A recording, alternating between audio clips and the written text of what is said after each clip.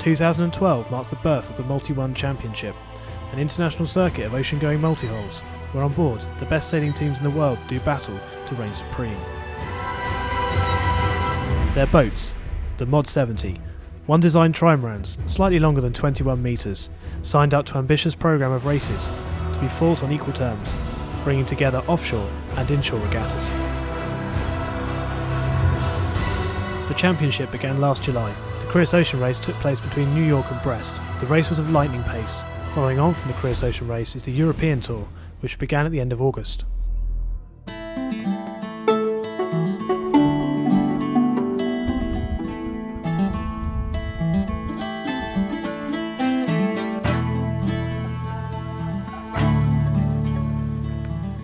After the extraordinary Cruise Ocean race, it is here in Kiel, Germany, that we find the fleet of MOD70s. It is in this Baltic port, which has historically been a focus point for sailors and sailing, that the European Tour has taken residence for the next few days. Michel Dijouet explains what is on the menu for this new race.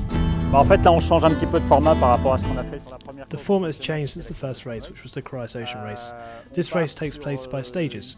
Furthermore, at each stage we will race inshore, just in front of the port, right in front of the spectators. We're going to alternate between offshore legs, which will last between 2 to 3 days, and inshore races which may only last for 30 minutes.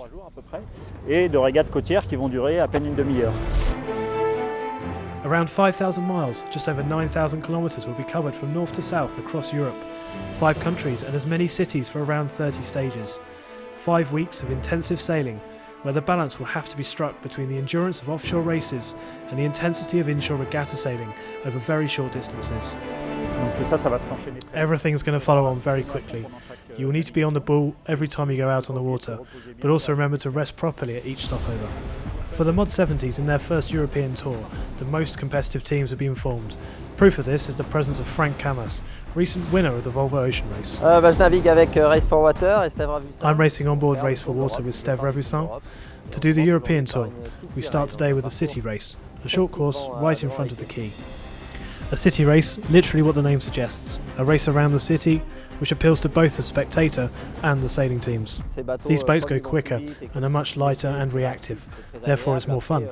Pleasure can also be taken from the competitors. A regatta must be tightly fought if one is to take pleasure and have fun. We are in direct contact with our competitors. Some of the passes between the boats are really close. It is true that the helmsman is under constant pressure and that for the teams it's extremely physical. The manoeuvres are never ending. We are using our Jenicas close to the wind and then jibing under Jenica. It is not easy. It is a new game for everyone. I've had experience with the America's Cup and the Extreme 40s, but it is true that given the size of the machines, it's even more impressive and harder to master on these small courses, like here in Kiel.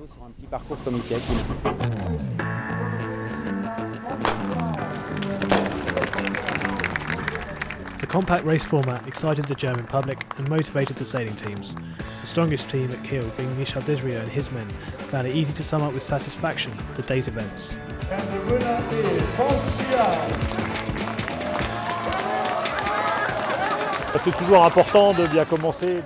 It is always important to start strongly because each race counts.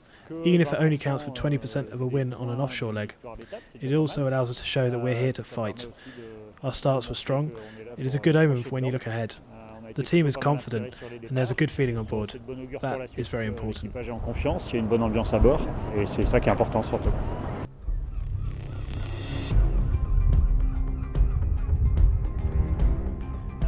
Good morning everybody and welcome. It is on the eve of battle at a skipper's briefing that it becomes clear that the 1,238 miles or 2,300 kilometres between Kiel and Dunleary in Ireland are going to be tricky. The first leg of the European Tour has many pitfalls. It is going to be an intense 3.5 days of racing on every point of sail.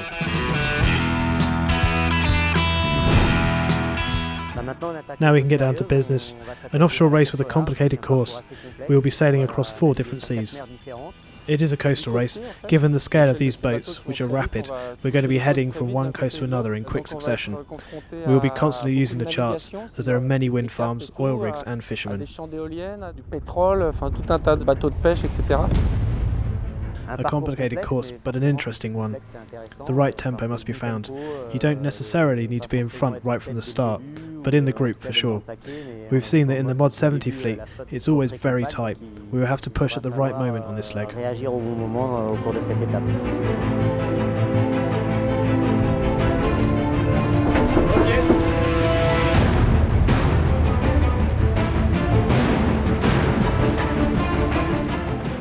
Just as with the previous day's racing, Foncia has the best start. Under full main and Jenica, the 5 MOD70s head directly north towards the Danish coast.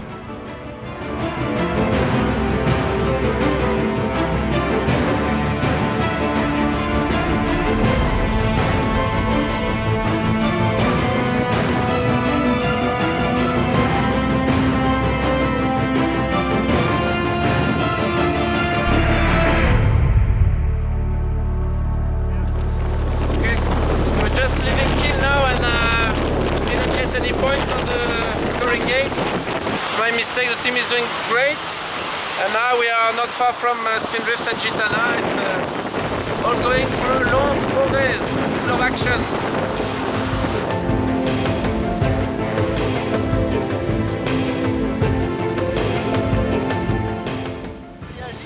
Gitana is 500 metres in front of us, and Foncia just over half a mile in front.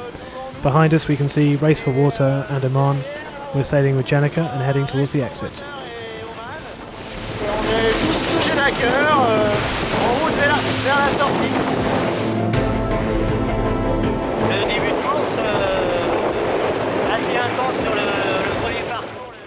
The beginning of the race was pretty intense. On the first part inshore, everybody had to work really hard on the winches. Right now we are pursuing Foncia, with Spindrift just behind. There's not much in it. It's close, but cool.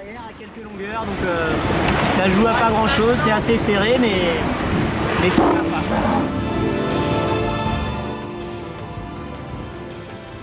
Not much to report in the first hours of races. It is Foncia that is setting the pace.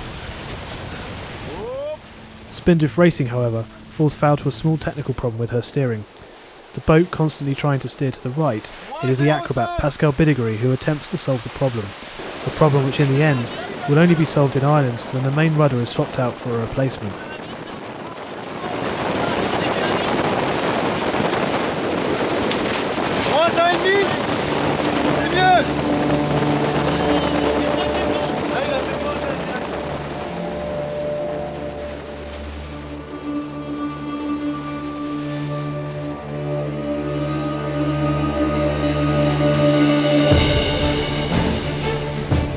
Sébastien Josse, fully concentrated at the helm of Group Edmond de Rothschild, he knows that tonight is going to be tough, hunting down Foncia, the leader who has held the lead since the beginning and who is enjoying the situation.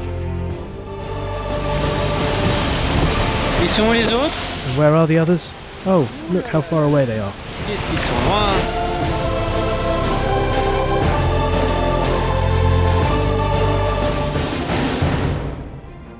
During a vigorous first night with more than 25 knots of wind on the nose, Foncia and Spindrift play a game of cat and mouse.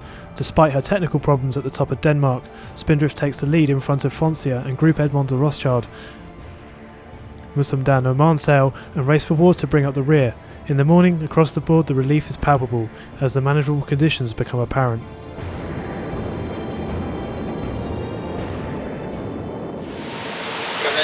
Last night certain people found it quite hard to digest. You could say that we've given a bit to eat to the fish. Yes, both of us. Around Skagen there are going to be a few fish.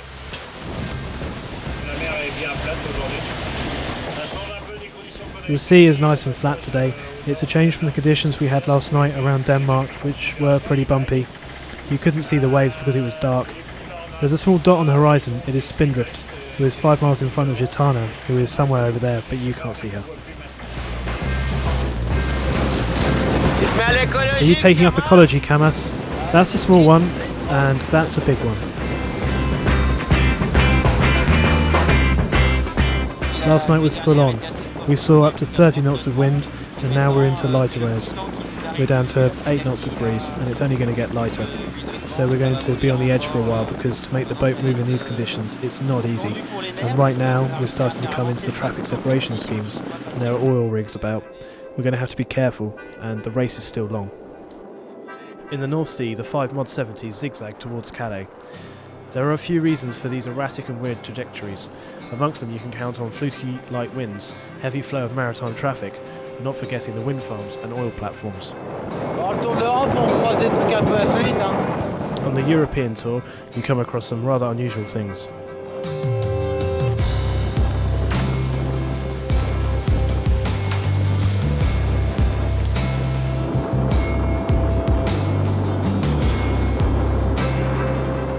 At the tail end of the fleet, race for water in MOD70 mainsail and finding it difficult to catch up with the leaders, constantly tacking as their paths cross. Well done, Thomas. You've helmed well. There you have MOD70 mainsail, who is just behind. Roman! Just been overtaken by race for water. We're losing, and now that we're going this way, we just had less wind below and we lost a lot. On board Foncia, Michel Desrayeux is worrying about the gains Sébastien Josse is making. Good morning from on board Foncia. With a new plate this morning, Gitano who's caught up with us. We knitted our ways through the wind farms just in front of the Thames, and he's been able to profit from this and gain on us. Right now the wind is fizzling out. Maybe it will deal a better hand and leave us with more opportunities. We have brilliant sunshine. We're going to fry again today. Et c'est grand soleil, on va encore cramer aujourd'hui.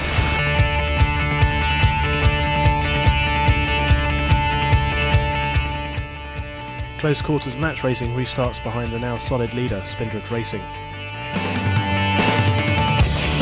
It's getting busy in the town centre. Vive le Pas-de-Calais.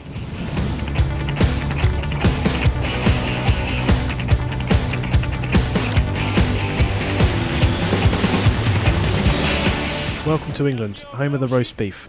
We are just below the cliffs of Dover. Over there on the bow we can see Spindrift. In the English Channel between Brighton and the Lizard, the furthest most point southwest of England, begins a true race where the average speed exceeds 30 knots.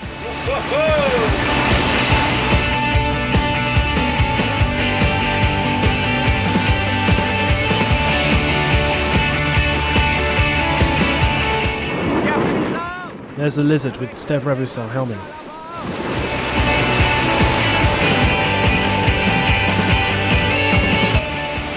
We're starting to head towards Ireland, upwind, and we're slamming.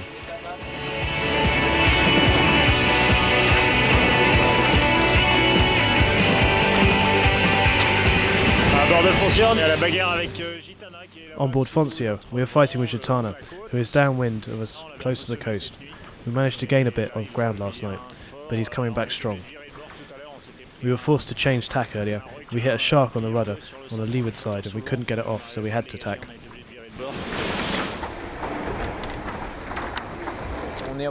We are back in contact with our fellow competitors, who are out in front. Foncia has been tacking on top of us since the beginning of the afternoon to try and keep her advantage over us.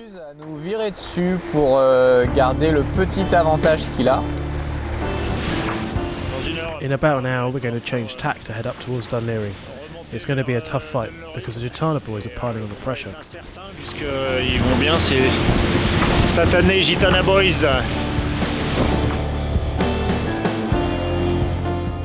Whilst Foncia and Group Edmond de Rothschild are engaged in a duel, Spindrift Racing sees her lead diminished dangerously low.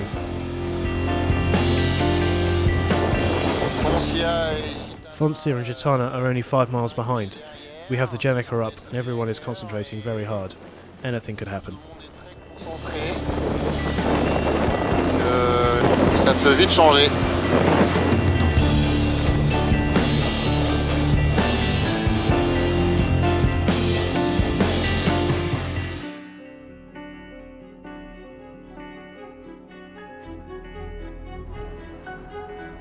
A few hours to go and it's a calm night in Dunleary, the arrival port for the first leg of this European tour. Having left Germany, it will only have taken the boats a little over 3 days.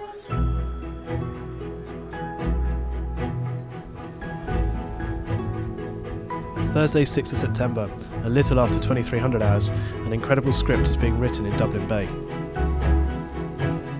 Only 10 miles from the finish, Foncia takes the lead from Spindrift Racing, who had held the place for 3 days. Michel Desjouet and his crew finish ahead of Spindrift with a 31-second advantage.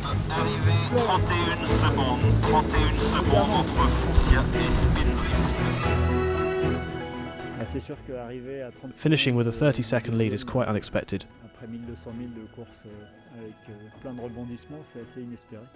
And third place must have only been around 2 minutes behind. And it all came down to a few miles from the finish. Seeing as Spindrift practically led the beginning to the end after she overtook us north of Denmark. As always, it's the finish line which counts, not the changes in the positions in between. Allons Yannou! Bravo les gars. Oh Yannou! Dear, dear, dear. All that for this. All that for this, yes. We will remember this arrival. 3 boats in just a few seconds. There is no point to race for 4 days to finish within 2 meters from one another. It is true that we've never seen this kind of thing before on multi-hulls, but then we've never had one design multi-hulls either. So it shows that we are evenly matched and the results reflect that. You can see this kind of thing in Figaro racing, and now it's happened twice in multi-1 design. Once during the Transat, only 1 hour and a half after 5 days of racing, and well now, only 2 minutes. For sure, the European Tour is going to be interesting. Dunleary, a true classic for stopovers in Northern Europe, always appreciated by the skippers. They're passionate about boats, and I love the atmosphere of the yacht club. There's always something going on, an activity every night. The children sail on Optimist and 420s. There's a real energy surrounding the sailing here. It's fantastic. In Ireland, Foncia with 65 points reinforces her lead on the general rankings, closely followed by Spindrift Racing with 58 points, Group Edmond de Rothschild 54 points, Race for Water 46 points, and MOD70 Marseille with 43 points.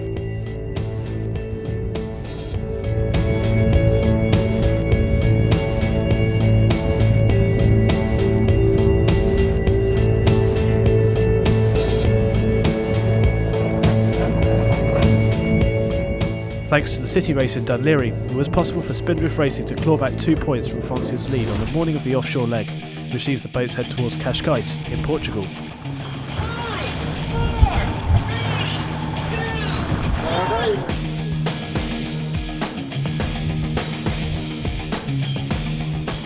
This really could be a key point in the race. As we arrive at the midpoint, Foncia has a 5-point lead over us, so we must finish in front of her to stay within range and narrow the gap on the rankings.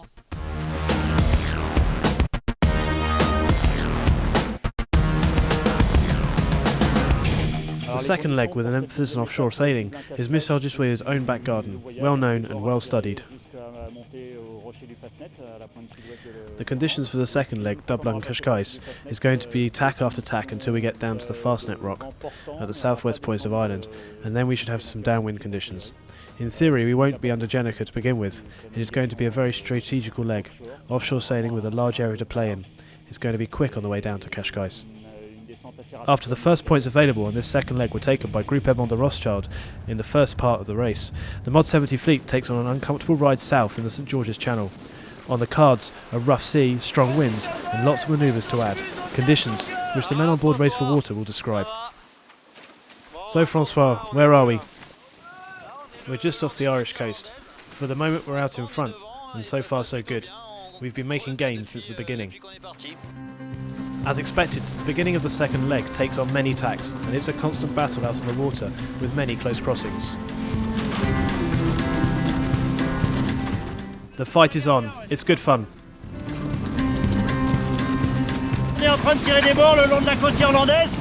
We're heading upwind in 25 knots of breeze, and there's a lot of chop about.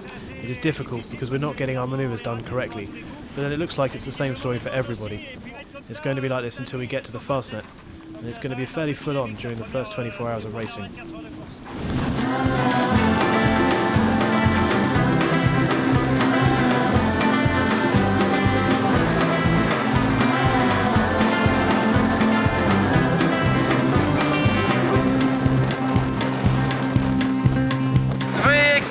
Because we are 4 boats together. The lead change. No, really exciting. Flat water, upwind, 20-25 knots. Great.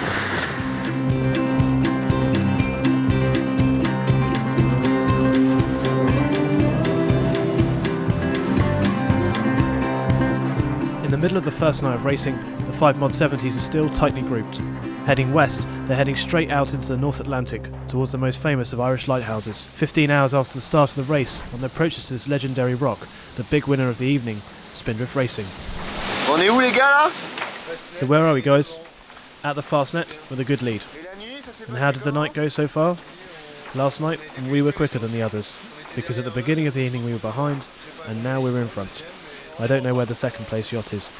We can't see them. I think we've given them a good pasting. Voilà, on est en train de contourner le célèbre rocher du Fastnet. We're just rounding the Fastnet rock. Spindrift have had a really good night. They've sailed really well. Vraiment bien aligné.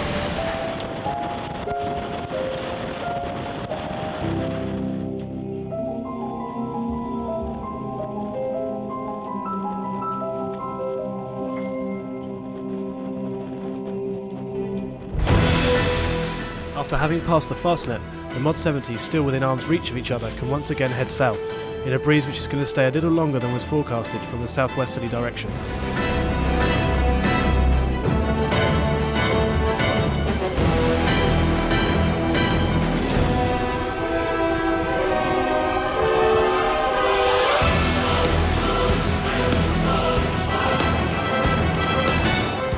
The day after the start, towards the end of the day, the wind finally swings round to the northwest. As such, everything becomes a bit easier.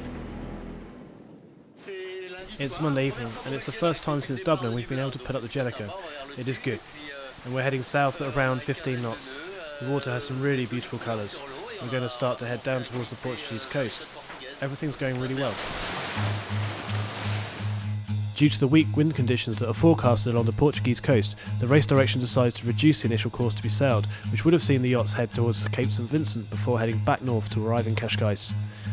The fleet left Ireland less than 36 hours ago, and there are only 420 miles left before they reach the finishing line. It's Tuesday, nearly midday, and we're going super fast. Perfect sailing condition, 110 true wind angle, boat speed 32, wind speed 18. Doesn't get any better than that. Thanks to a later jibe during the night than her competitors, MOD70 took the lead, whilst Race for Water, who was slightly behind, were able to catch up. Alors, voilà l'image du matin. Here's the picture postcard from this morning's video. We were 16 miles behind, and throughout the night we have gained on our friends. With our Jenica, it's pedal to the metal and it's smoking. Une course de vitesse. À pleine balle. Et voilà, ça fume.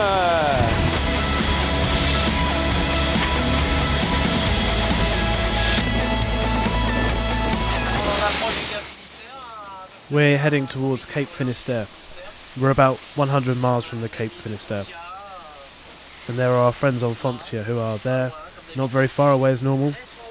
Race for Water, who are coming down on us at great speed. We're going to enjoy today, whilst we still have the breeze, because tonight we're going to have 0.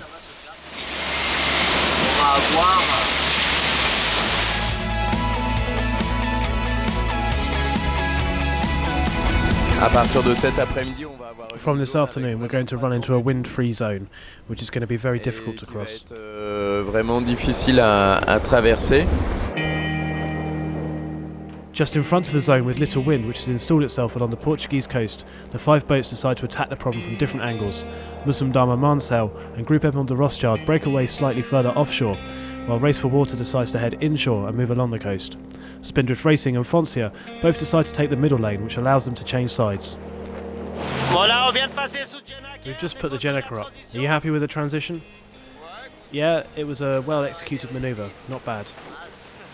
It's a rare thing that a manoeuvre is slick. However, the wind is weakening, and we're into a different ball game. La finesse.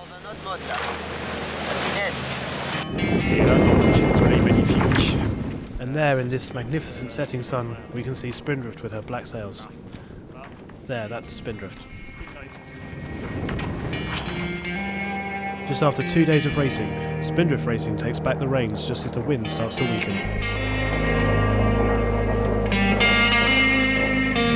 12 hours later, after having taken the lead, Jan Guichard and his crew find themselves in front of Cascais, just before sunrise, becalmed only a few metres from the finishing line. Once again, the scenario is that which was experienced in Dun Laoghaire. Il manque 5-6 mètres. There's still 5-6 metres to go. We're still gaining. Stand by for the arrival of Spindrift Racing. We're still moving. Thankfully, a final puff of wind pushes Jan Guichard and his crew across the finishing line, winning them the second stage of the European Tour. It was a bit of a retake on our arrival in Dublin, but thankfully it all finished well for us. We managed to extricate from the erratic puffs of breeze and cross the line in pole position. En pole position.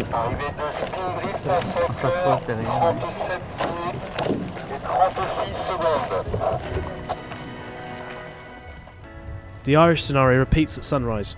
Musumdama Marnsale, Foncia and Group Edmond de Rothschild are all within a few metres of each other. On board Race for Water at the back of the fleet, they can only watch powerless as this incredible finish. On arrive à Cascais. We are arriving in Cascais, but not just yet. Just in front of us there are 3 other boats which have not crossed the finishing line.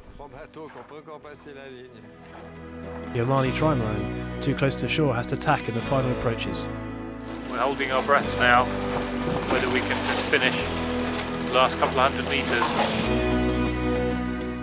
Foncia takes the second place by a tiny margin.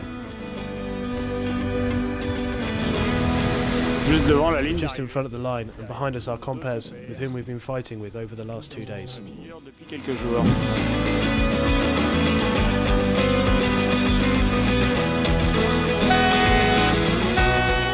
Having believed in second place until the finish, Musumdama Marnsale completes the podium and contents herself with it.